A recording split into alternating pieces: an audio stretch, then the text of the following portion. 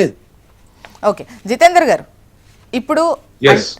ఇప్పుడు లోన్ కోసం వెళ్ళినప్పుడు చాలా పర్టికులర్స్ ఉంటాయి. వాటి అన్నింటికి సంబంధించిన తర్వాతనే లోన్ అనేది అప్రూవల్కి వస్తుంది. ఆ తర్వాత అవి క్లియర్గా ఉన్నప్పుడు మాత్రమే డిస్బర్స్ అవుతుంది.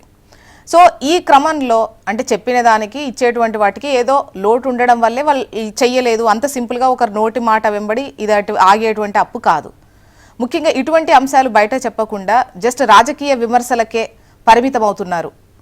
ఇప్పుడు కిషన్ రెడ్డి అన్నారు, అడ్డుపడ్డారన్నారు, ఆయనే వెళ్ళి తీసుకెళ్లి కల్పించారు. ఎస్ అండి.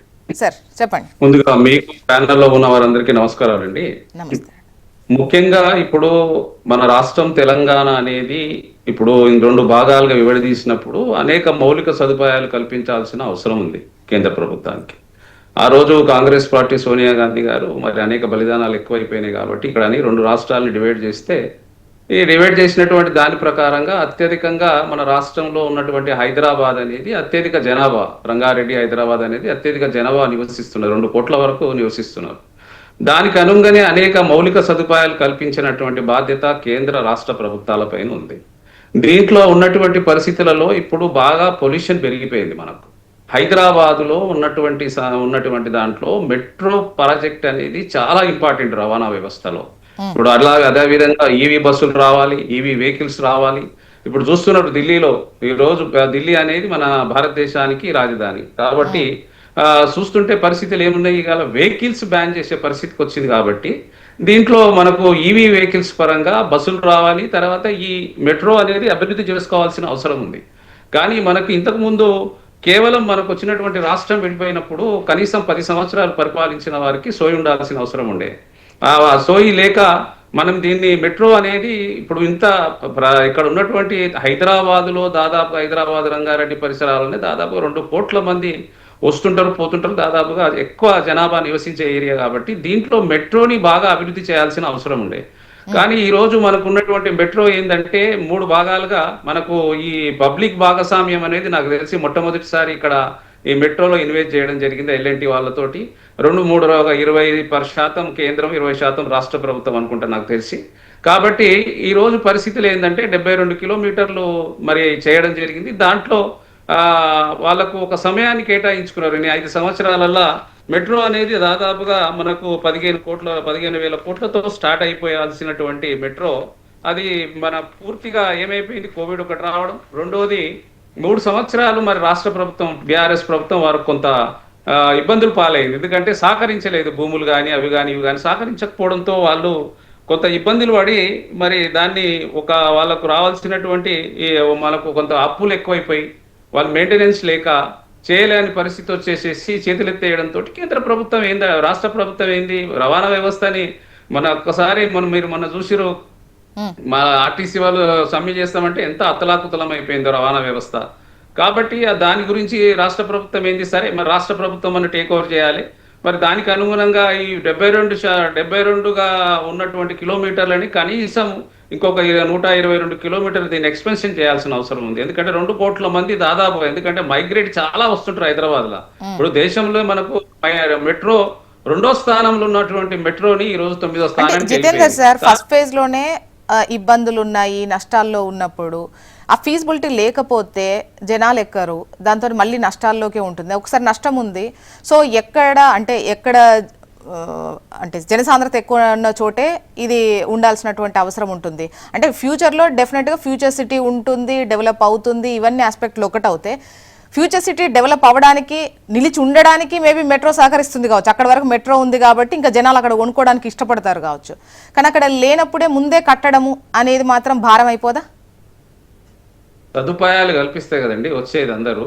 కాబట్టి కేంద్రం పైన ఏంటంటే నేను ముఖ్యంగా పదే అనేక సందర్భాలు చెప్తున్నాను. ఇప్పుడు 8 మంది ఎంపీలు గెలిచింది, 2 ఉన్నటువంటి మంత్రులు ఉన్నారు. ఇప్పుడు కిషన్ రెడ్డి గారు ఇంతకుముందు కూడా ఒక 10,000 కోట్ల రూపాయలు తెచ్చి హైదరాబాద్ని అభివృద్ధి చేస్తా అని గ్రేటర్ హైదరాబాద్ ఎలక్షన్ 48 మంది కార్పొరేటర్లు ఇంతకుముందు పదే చెప్తున్నాం, మళ్ళీ చెప్తున్నాడు ఒకసారి.